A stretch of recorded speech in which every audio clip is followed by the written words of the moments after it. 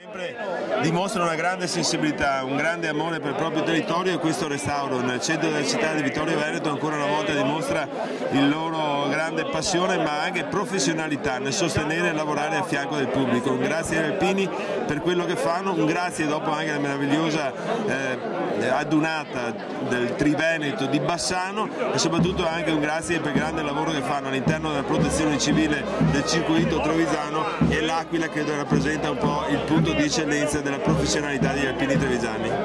È un momento in cui le casse delle province e dei comuni sono un po' a ristretto. Gli alpini riescono in questo miracolo? Gli alpini riescono in questo miracolo. Noi abbiamo, grazie a Dio, un territorio che ha un grande cuore, perché gli alpini, coloro che fanno protezione civile, l'associazionismo, questa è la nostra grande ricchezza. Io ho creato una rete proprio a supporto dell'operatività, della concretezza trevisana con questo associazionismo, con questi alpini. Questa è la nostra grande forza e un grazie va veramente perché il nostro DNA è quello della solidarietà, di aiutare coloro che hanno bisogno e magari anche tralasciando un attimo la famiglia, dare il proprio volontà, il proprio lavoro per il pubblico. Grazie ancora agli alpini.